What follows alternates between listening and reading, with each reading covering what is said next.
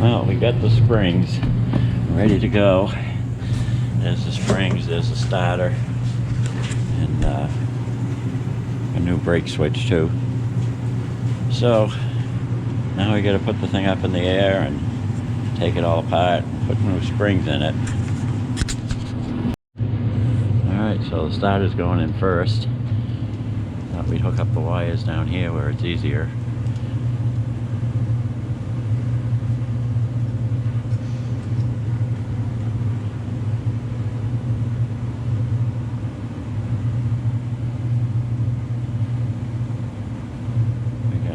Ace Mechanic Mikey on the job here. That's him over there. Don't be saying that too loud. People expect way too much. Yeah, that's true. I expect more than I'm getting, so There you go. I can see how that works.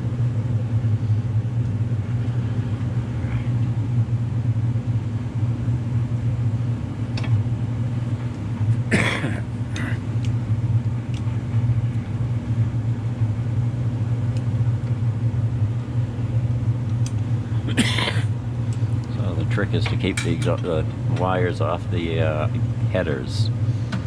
So I guess we got to yank them up through the top once we get the hood back open.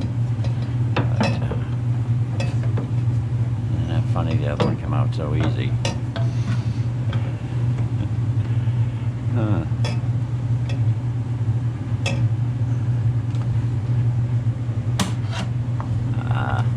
It's almost there. On the other side of the... Thanks, sir.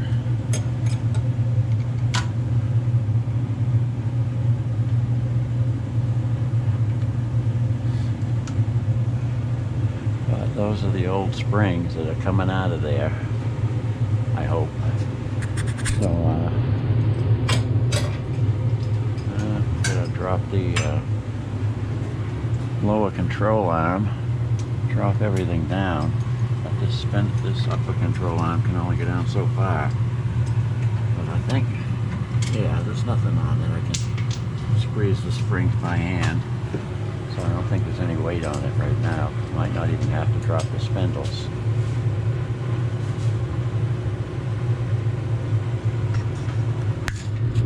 Okay, so we got to take the shock absorbers out before we can take the springs off.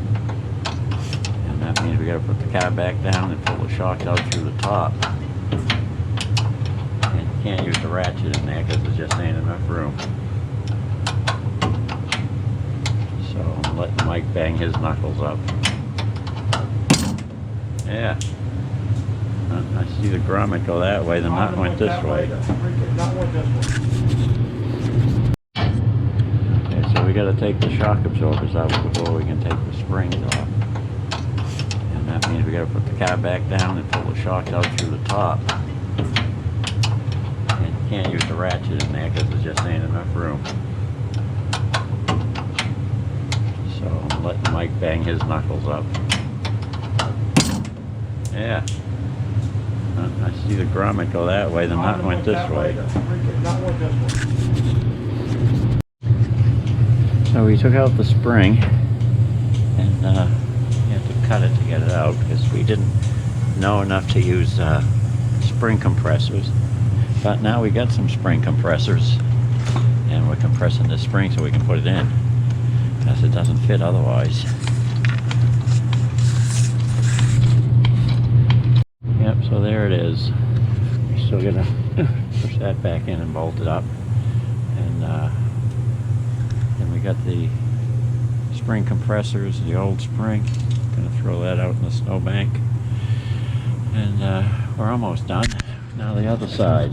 Yeah, so putting the shock back in. We still haven't attacked the other side yet. But, we found out it takes an awful lot of curse words to get one of these springs in place. That's why I'm editing most of it out.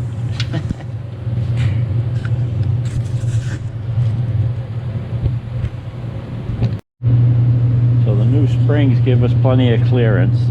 This isn't going to rub here anymore. See the little bit of a puddle there? That's because I tried to bleed the brakes because they weren't working right. And it turned out it wasn't because they needed to be bled. It's because we had the wrong power booster. Takes a different kit for the manual transmission. The one we put on was for an automatic, so we couldn't get enough throw with the brake pedal. It was hitting the floor before we were getting the full pressure, so it would slow things down, but it didn't really stop. And we thought power brakes probably should stop better.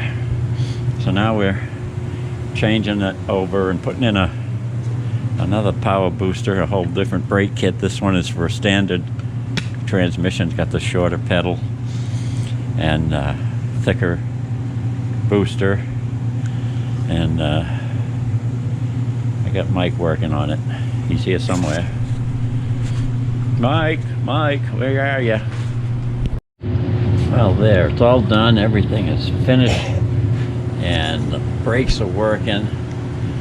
And I'm not going to take it out for a test drive because it's too damn cold out. It's even cold in here. We never got up above 40 degrees.